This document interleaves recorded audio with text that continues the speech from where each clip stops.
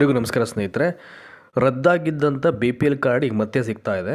ರದ್ದಾಗಿರ್ತಕ್ಕಂಥ BPL ಕಾರ್ಡನ್ನು ಮತ್ತೆ ಪಡ್ಕೊಳ್ಬೇಕು ಅಂದರೆ ಅದಕ್ಕೆ ಒಂದಷ್ಟು ದಾಖಲೆಗಳನ್ನು ಇಟ್ಕೊಳ್ಬೇಕಾಗತ್ತೆ. ಸೊ ಯಾವ ರೀತಿ ದಾಖಲೆಗಳಿದ್ದರೆ ನೀವು ಅಪ್ಲಿಕೇಶನನ್ನು ಹಾಕ್ಬೋದು ಎಲ್ಲವನ್ನು ಒಂದು ಕಡೆಯಿಂದ ವಿಡಿಯೋದಲ್ಲಿ ಪೂರ್ಣ ಪ್ರಮಾಣದಲ್ಲಿ ಹೇಳಿಬಿಡ್ತೀನಿ. ಸೊ ಬಿಫೋರ್ ದಟ್ ಯಾರೆಲ್ಲ ಇವತ್ತು ಹೊಸದಾಗಿ ನಮ್ಮ ವಾಹಿನಿಗೆ ನೋಡ್ತಾ ಇದ್ದೀರೋ ದಯಮಾಡಿ ಸಬ್ಸ್ಕ್ರೈಬ್ ಮಾಡಿ, ಹಾಗೆಯೇ ನಿಮ್ಮೆಲ್ಲ ಸ್ನೇಹಿತರಿಗೂ ಶೇರ್ ಮಾಡಿ. ಒಂದು ಸಲ ಡಿಸ್ಕ್ರಿಪ್ಷನ್ ಬಾಕ್ಸ್ ಓಪನ್ ಮಾಡಿ, ಅಲ್ಲಿ ನಮ್ಮ ವಾಹಿನಿಗೆ ಮೆಂಬರ್ ಆಗ್ತಕ್ಕಂಥ ಲಿಂಕ್ ಇದೆ, ವಾಟ್ಸಪ್ ವಾಹಿನಿಯ ಲಿಂಕ್ ಇದೆ, ಟೆಲಿಗ್ರಾಮ್ ವಾಹಿನಿಯ ಲಿಂಕ್ ಇದೆ. ನಿಮಗೆ ಶಿಕ್ಷಣಕ್ಕೆ ಪೂರಕವಾದಂಥ ಎಲ್ಲ ವಿವರಗಳು ಎವ್ರಿಡೇ ಅಪ್ಡೇಟ್ಸ್ ಆಗ್ತಾ ಇರುತ್ತೆ ನಾನು ವಾಟ್ಸಪ್ ಮತ್ತು ಟೆಲಿಗ್ರಾಮಲ್ಲಿ. ನೀವು ನೋಡಿ ಅವೆಲ್ಲವನ್ನು ರೆಫರ್ ಮಾಡಲಿಕ್ಕೆ ಅನುಕೂಲ ಆಗುತ್ತೆ. So let's start. ಈಗ ನೋಡಿ, ಇಲ್ಲಿ ಆರಂಭದಲ್ಲೇ ರಾಜ್ಯದಲ್ಲಿ ರದ್ದಾಗಿದ್ದಂಥ BPL ಕಾರ್ಡ್ ಮತ್ತೆ ಸಿಗ್ತಾ ಇದೆ.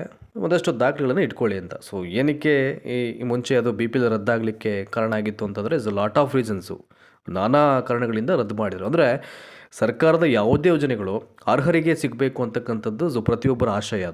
ಅದು ಎಲ್ಲ ಕಾಲಕ್ಕೂ ಅವ್ರಿಗಷ್ಟೇ ಅದು ಸೀಮಿತ ಆಗಬೇಕು. ಯಾರೋ ಅರ್ಹತೆಗೂ ಮೀರಿ ಕೆಲವೊಂದು ಅನರ್ಹತೆಯನ್ನು ಹೊಂದಿದರೆ, ಕೆಲವೊಂದು ಬೇರೆ ಬೇರೆ ದಾಖಲೆಗಳನ್ನು ಸೃಷ್ಟಿ ಮಾಡಿ ಸರ್ಕಾರದ ಯೋಜನೆಯನ್ನು ಪಡಿತಾ ಇದ್ದರೆ, ಎಲ್ಲೋ ಒಂದು ಕಡೆ ಅದು ಅರ್ಹರಿಗೆ ಮಾಡ್ತಿರತಕ್ಕಂಥ ಅನ್ಯಾಯ. ಅನಾವಶ್ಯಕವಾಗಿ ಹಣ ಪೋಲಾಗ್ತಿರುತ್ತೆ, ಅಥವಾ ಅನಾವಶ್ಯಕವಾಗಿ ಸರ್ಕಾರದ ಯೋಜನೆಗಳು ಅದು ವಾಸ್ತವಕ್ಕೆ ಹತ್ತಿರ ಅಲ್ಲದೇ ಅದು ಯಾರಿಗೆ ಸೇರಬೇಕು ಅವ್ರಿಗೆ ಸೇರಿದ್ರೆ ಯಾರ್ಯಾರೋ ಪಡ್ಕೊಳ್ತಕ್ಕಂಥ ಸನ್ನಿವೇಶಗಳು ಎದುರಾಗ್ಬಿಡುತ್ತೆ. ಆ ಹಿನ್ನೆಲೆಯಲ್ಲಿ ಸಾಕಷ್ಟು BPL ಕಾರ್ಡ್ಸನ್ನು ರದ್ದು ಮಾಡಿದರು. ಈಗ ಮತ್ತೆ ಪಡ್ಕೊಳ್ಳಿಕ್ಕೆ ಒಂದಷ್ಟು ಅವಕಾಶವನ್ನು ಮಾಡಿದ್ದಾರೆ.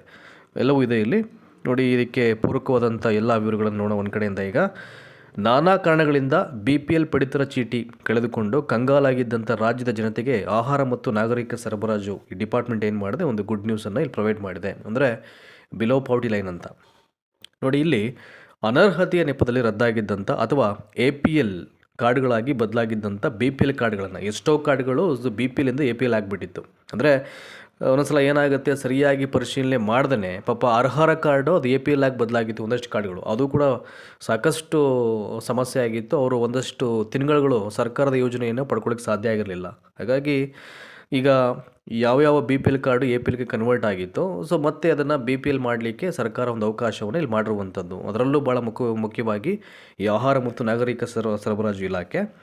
ಈಗ ಹೇಗೆ ಇದು ಪ್ರಾಸೆಸ್ ಇರುತ್ತೆ, ಏನು ಕತೆ ಎಲ್ಲ ನೋಡೋಣ. ಈಗ ಅವ್ರು ಸ್ಟಾರ್ಟಿಂಗು ಒಂದು 45 ದಿನ ಕಾಲಮಿತಿಯನ್ನು ಕೊಟ್ಟಿದ್ದರು. ಇದಕ್ಕಾಗಿ ವಿಧಿಸಲಾಗಿದ್ದಂಥ 45 ದಿನಗಳ ಕಾಲಮಿತಿಯ ಗಡುವನ್ನು ಸಹ ಈಗ ರದ್ದುಗೊಳಿಸಲಾಗಿದ್ದು ಸಾರ್ವಜನಿಕರಿಗೆ ದೊಡ್ಡ ನಿರಾಳತೆ ಸಿಕ್ಕಂತಾಗಿದೆ.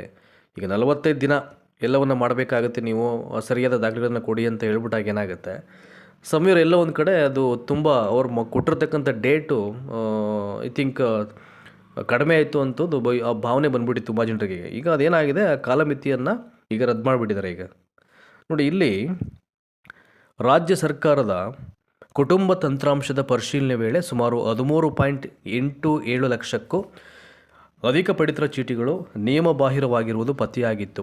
ಈ ಪೈಕಿ ಪ್ರಾಥಮಿಕ ಹಂತದಲ್ಲಿ 4 ಲಕ್ಷಕ್ಕೂ ಹೆಚ್ಚು BPL ಕಾರ್ಡ್ಗಳನ್ನು ರದ್ದುಗೊಳಿಸಿ APLಗೆ ವರ್ಗಾಯಿಸಲಾಗಿತ್ತು ಅಂತ. ಸ್ಟಾರ್ಟಿಂಗು ನೋಡಿ, 4 ಲಕ್ಷ BPL ಕಾರ್ಡ್ ರದ್ದು ಮಾಡಿ ಅದನ್ನು APLಗೆ ವರ್ಗಾವಣೆ ಮಾಡಲಾಗಿತ್ತು. ಇಲ್ಲಿ ಏನಾಗುತ್ತೆ ಅಂತಂದರೆ, ಒಂದು ಕನಿಷ್ಠ ಅರ್ಹತೆಗಳು ಅಂತ ಇರ್ತದೆ. ಈಗ ಬಿಲೋ ಪಾವರ್ಟಿ ಲೈನ್, ಬಡತನ ರೇಖೆಗಿಂತ ಕಡಿಮೆ ಇರೋದು ಬಡವರು ಅಂತ ಏನು ಕರೀತಾರೆ, ಅವ್ರಿಗೆ ಒಂದಷ್ಟು ಮಾನದಂಡಗಳು ನಿಬಂಧನೆಗಳು ಇರ್ತಿದೆ. ಈಗ ಅವ್ರ ಸ್ಥಿತಿಗತಿಗಳು ಹೆಂಗಿರುತ್ತೆ, ಅವರ ವಾರ್ಷಿಕ ಆದಾಯ ಹೆಂಗಿರ್ತಿದೆ ಅಲ್ವಾ, ಇವೆಲ್ಲವನ್ನು ನೋಡ್ಕೊಂಡೆ ಆತ ಯಾವ ಒಂದು ವಿಭಾಗಕ್ಕೆ ಬರ್ತಾನೆ ಅನ್ನೋದನ್ನು ಇಲ್ಲಿ ಹೇಳಲಿಕ್ಕೆ ಸಾಧ್ಯ ಆಗುತ್ತೆ. ಈಗ ಅದಕ್ಕೂ ಮೀರಿ ಅವನ ವ್ಯಾಪಾರ ವ್ಯವಹಾರ ವಹಿವಾಟು ಆತನ ಆರ್ಥಿಕ ಪರಿಸ್ಥಿತಿಗಳು ಒಂದಷ್ಟು ಸದೃಢವಾಗಿದ್ದಾಗ ಅವನನ್ನು BPL ಕಾರ್ಡ್ ಅಂತ ಕನ್ಸಿಡರ್ ಮಾಡಲಿಕ್ಕಾಗಲ್ಲ. ಅಂದರೆ ಯಾರು ತುಂಬ ಚೆನ್ನಾಗಿ ವ್ಯವಹಾರ ಮಾಡ್ತಕ್ಕಂಥವರು ಒಂದಷ್ಟು ಈ APL ಅವರು ಈ BPL ಅವರು ಏನು ಪಡ್ಕೊಳ್ತಾಯಿದ್ರು ಅವೆಲ್ಲವನ್ನು ಪಡಿತಾಯಿದ್ರು. ಅದೆಲ್ಲ ಸರ್ಕಾರಿ ಗಮನಕ್ಕೆ ಬಂದೇ ಲಕ್ಷಾಂತರ ಕಾರ್ಡ್ಗಳನ್ನು ಕನ್ವರ್ಟ್ ಮಾಡಿದರು ಅವರು. ಸೊ ಈಗ ಅದರ ಈ ಪ್ರಕ್ರಿಯೆಯಲ್ಲಿ ಹಲವು ನಿಜವಾದ ಬಡವರು ಮತ್ತು ಏನಾಗಿದೆ ಇಲ್ಲಿ ಮತ್ತು ಅರ್ಹರು ತೊಂದರೆಗೆ ಸಿಲುಕಿದ್ದರು. ಅದರಲ್ಲಿ ಆ ಒಂದು ಡ್ಯೂರೇಷನ್ ಏನಿದೆ, ಆ ಪ್ರಾಸೆಸ್ ಮಾಡಬೇಕಾದ್ರೆ ಆ ಸಂದರ್ಭದಲ್ಲಿ ಸೊ ರಿಯಲ್ಲಾಗಿ ಏನು BPL ಹೋಲ್ಡರ್ಸ್ ಅಂತ ಇದ್ದರು ಪಾಪ ಅವ್ರನ್ನ APLಗೆ ಕನ್ವರ್ಷನ್ ಮಾಡಿದರು. ಈಗ ಅದನ್ನು ಕಡಿವಾಣ ಹಾಕಿ ಈಗ ಅರ್ಹರಿಗೆ ಮತ್ತೆ ಸರ್ಕಾರಿ ಸೌಲಭ್ಯ ಸಿಗಬೇಕು ಅಂತಕ್ಕಂಥ ಉದ್ದೇಶವನ್ನು ಇಟ್ಕೊಂಡು ಇದನ್ನು ಮಾಡ್ತಾಯಿದ್ದಾರೆ. ಈಗ ನೋಡಿ, ಇದೆಯಲ್ಲ, ಸೊ ಇದನ್ನು ಮನಗಂಡಿರತಕ್ಕಂಥ ಸರ್ಕಾರ ಅರ್ಹ ಫಲಾನುಭವಿಗಳು ಅಗತ್ಯ ದಾಖಲೆಗಳೊಂದಿಗೆ ತಮ್ಮ ವ್ಯಾಪ್ತಿಯ ತಾಲೂಕಿನ ತಹಸೀಲ್ದಾರ್ಗೆ ಮನವಿ ಸಲ್ಲಿಸುವ ಮೂಲಕ ತಮ್ಮ ಹಳೆಯ BPL ಕಾರ್ಡನ್ನು ಮರುಸ್ಥಾಪಿಸಿಕೊಳ್ಳಬಹುದು ಅಂತ ಇಲ್ಲಿ ಹೇಳಿದ್ದಾರೆ, ಅವಕಾಶವನ್ನು ಮಾಡಿದ್ದಾರೆ. ಈಗ ನೆಕ್ಸ್ಟು ಈಗ ಹೇಗೆ ಪ್ರಾಸೆಸ್ ಇರುತ್ತೆ ಅದನ್ನು ನೋಡೋಣ ಕ್ವಿಕ್ಕಾಗಿ. ಈಗ ಕಾಂಗ್ರೆಸ್ ಸರ್ಕಾರ ಅಸ್ತಿತ್ವಕ್ಕೆ ಬಂದಾಗಿನಿಂದ ಹೊಸ BPL ಕಾರ್ಡ್ಗಳ ವಿತರಣೆ ಪ್ರಕ್ರಿಯೆ ಬಾಕಿ ಇದೆ, ಇನ್ನೂ ಸಾಕಷ್ಟು ಪೆಂಡಿಂಗ್ ಇದೆ. ಹೀಗಾಗಿ ಸದ್ಯಕ್ಕೆ ಬಾಕಿ ಇರತಕ್ಕಂಥ ಸುಮಾರು 2.90 ಹತ್ತತ್ರ 3 ಲಕ್ಷ ಅಂದ್ಕೊಳ್ಳಿ ಹೊಸ ಅರ್ಜಿಗಳನ್ನು ವಿಲೇವಾರಿ ಮಾಡ್ತಕ್ಕಂಥ ಬದಲು ಈಗಾಗಲೇ ಚಾಲ್ತಿಯಲ್ಲಿದ್ದು ತಾಂತ್ರಿಕ ಕಾರಣಗಳಿಂದ ರದ್ದಾಗಿರ್ತಕ್ಕಂಥ ಅರ್ಹ ಕಾರ್ಡ್ಗಳನ್ನು ಮರುಚಾಲನೆಗೆ ತರುವುದು ಸರ್ಕಾರದ ಮುಖ್ಯ ಉದ್ದೇಶವಾಗಿದೆ ಅಂತ ಹೇಳಿದ್ದಾರೆ ಈಗ, ಆಯಿತಾ. ಸೊ ಅರ್ಹರು ಪಡಿತರ ವ್ಯವಸ್ಥೆಯಿಂದ ವಂಚಿತರಾಗಬಾರದು ಎನ್ನುವ ಕಾರಣಕ್ಕೆ ಈ ನಿರ್ಧಾರ ಕೈಗೊಳ್ಳಲಾಗಿದೆ ಅಂತ ಇಲ್ಲಿ ಆಹಾರ ಇಲಾಖೆ ಫುಡ್ ಡಿಪಾರ್ಟ್ಮೆಂಟು ತನ್ನ ಸ್ಪಷ್ಟನೆಯನ್ನು ಕೊಟ್ಟಿರುವಂಥದ್ದು. ಈಗ ಸೊ ಹೊಸ ಅಪ್ಲಿಕೇಶನ್ ಅಥವಾ ತಮ್ಮ ಹಳೆಯ ಕಾರ್ಡನ್ನು ಮರುಸ್ಥಾಪನೆ ಮಾಡಲಿಕ್ಕೆ ಸೊ ಯಾವ್ಯಾವ ಪ್ರಮುಖವಾದ ಮಾನದಂಡಗಳು ಇರಬೇಕು ಅಂತ, ದಟ್ ಈಸ್ ವೆರಿ ಇಂಪಾರ್ಟೆಂಟ್. ಇದು ರದ್ದಾದಂಥ BPL ಕಾರ್ಡ್ ಪಡ್ಕೊಳ್ಳಿಕ್ಕೆ ಅರ್ಜಿದಾರರು ಪ್ರಮುಖವಾಗಿ ಕೆಲವು ಷರತ್ತುಗಳನ್ನು ಪೂರೈಸಬೇಕಾಗಿರುತ್ತೆ. ಸೊ ಏನು conditions? The very first conditions ಆಗಿದ್ದರೆ ಅರ್ಜಿದಾರರು ಯಾವುದೇ ರೀತಿಯ ಆದಾಯ ತೆರಿಗೆಯನ್ನು ಪಾವತಿದಾರರಾಗಿರ್ಬೋದು, ಅಂದರೆ ಇನ್ಕಮ್ ಟ್ಯಾಕ್ಸ್ ಪೇಯರ್ಸ್ ಆಗಿರ್ಬಾರ್ದು ಅಂತ ಇಸ್ ನಥಿಂಗ್ ಬಟ್ ಅದರ ಅರ್ಥ. ಈಗ ಅರ್ಜಿದಾರರು ತಮ್ಮ ಹಳೆಯ ಕಾರ್ಡನ್ನು ಮರುಸ್ಥಾಪನೆ ಮಾಡಬೇಕು ಅಂತಂದರೆ ಮೊದಲನೇ ಕಂಡೀಷನ್ನು ಅವರು ಟ್ಯಾಕ್ಸ್ ಪೇಯರ್ಸ್ ಆಗಿರಬಾರ್ದು. ದ ಸೆಕೆಂಡ್ ಒನ್, ಕುಟುಂಬದ ಹೆಸರಿನಲ್ಲಿ 7 ಎಕರೆಗಿಂತ ಹೆಚ್ಚು ಕೃಷಿ ಭೂಮಿಯನ್ನು ಹೊಂದಿರಬಾರ್ದು. ಅವರು ಕುಟುಂಬದ ಹೆಸರಲ್ಲಿ 7 ಎಕರೆಗಿಂತ ಹೆಚ್ಚು ಕೃಷಿ ಭೂಮಿಯನ್ನು ಹೊಂದಿರಬಾರ್ದು. ಇನ್ನು ಕೊನೆಯದಾಗಿ ಕುಟುಂಬದ ವಾರ್ಷಿಕ ಒಟ್ಟು ಆದಾಯವು ಫ್ಯಾಮಿಲಿಯಲ್ಲಿ ಎಲ್ಲ ಮೂಲಗಳಿಂದ ವಾರ್ಷಿಕ ಒಟ್ಟು ಆದಾಯ ಸುಮಾರು 1.20 ಲಕ್ಷ, ಹತ್ತತ್ರ 1 ಲಕ್ಷಕ್ಕಿಂತ ಜಾಸ್ತಿ ಅಂತ ರೂಪಾಯಿಗಳ ಮಿತಿಯನ್ನು ಮೀರಬಾರ್ದು ಅಂತ ಹೇಳಿದ್ದಾರೆ.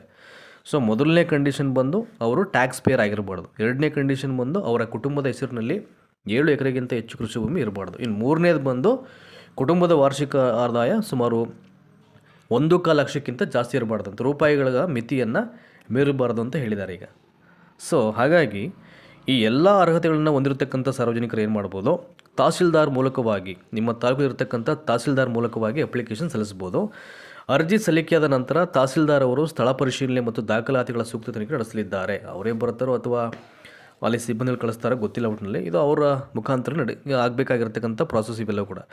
ತನಿಖೆಯ ವರದಿಯನ್ನು ಆಧರಿಸಿ ಅಭ್ಯರ್ಥಿಯು ನಿಯಮಾವಳಿಗಳ ಪ್ರಕಾರ ಅರ್ಹನೆಂದು ಮನವರಿಕೆಯಾದರೆ ಆಹಾರ ಇಲಾಖೆಯ ಉಪನಿರ್ದೇಶಕರು DD ಅಂತ ಹೇಳ್ತಾರೆ ಅವರಿಗೆ ಸದರಿ ಕಾರ್ಡನ್ನು BPL ಆಗಿ ಮರುಸ್ಥಾಪಿಸಲು ಆರ್ಥಿಕ ಇಲಾಖೆ ಸೂಚನೆಯನ್ನು ನೀಡಿದೆ. ಇಮಿಡಿಯೇಟು ಅವರ ಹಳೆಯ ಕಾರ್ಡು ಏನು ಅದು ಕನ್ವರ್ಷನ್ ಆಗಿತ್ತು ಮತ್ತೆ ರಿವರ್ಸ್ ಮಾಡಿ ಒಬ್ಬ ಅರ್ಹ ಒಂದು BPL ಪಡಿತರ ಅಂತ ಹೇಳಿ ಅವನಿಗೆ ಹಳೆಯ BPL ಕಾರ್ಡನ್ನೇ ಮತ್ತೆ ಕೊಡಲಿಕ್ಕೆ ಇಲ್ಲಿ ಇಲಾಖೆ ಅವಕಾಶವನ್ನು ಮಾಡುತ್ತೆ. ಇವೆಲ್ಲವೂ ಪ್ರಕ್ರಿಯೆಗಳ ನಂತರದಲ್ಲಿ. ಹಾಗಾಗಿ ಸೊ ಇಷ್ಟೊತ್ತು ಹೇಳಿದಂಥ ಎಲ್ಲ ವಿಷಯಗಳು ನಿಮ್ಗೆ ಅರ್ಥ ಆಗಿದೆ ಅಂತ ಭಾವಿಸ್ತಾ ಇದ್ದೀನಿ. ಸೊ ಈ ಒಂದು ಕಂಟೆಂಟ್ ಇಷ್ಟ ಆಗಿದರೆ ದಯಮಾಡಿ ಎಲ್ಲರಿಗೂ ಇದನ್ನು ಶೇರ್ ಮಾಡಿ. ಇದು ಪ್ರತಿಯೊಬ್ಬರಿಗೂ ಅವೇರ್ನೆಸ್ ಬೇಕಾಗಿರ್ತಕ್ಕಂಥ ಒಂದು ವಿಡಿಯೋ ಇದು. ಹಾಗಾಗಿ ನಾನು ಇದನ್ನು ಫಸ್ಟು ಇದ್ರ ಬಗ್ಗೆ ಮಾಹಿತಿ ಕೊಡೋಣ ಅಂತ ಅಂದ್ಕೊಂಡು ನನ್ನ ವಾಹಿನಿಯಿಂದ ಸೊ ಹೇಳಿದೆ. Thank you so much for this ಇದುವರೆಗೂ ಈ ವಿಡಿಯೋನ ವಾಚ್ ಮಾಡೋದಕ್ಕೆ. ಸೊ ಹೀಗೇ ನಮ್ಮ ವೀಡಿಯೋಸನ್ನು ವಾಚ್ ಮಾಡ್ತಾಯಿರಿ. Thanks again.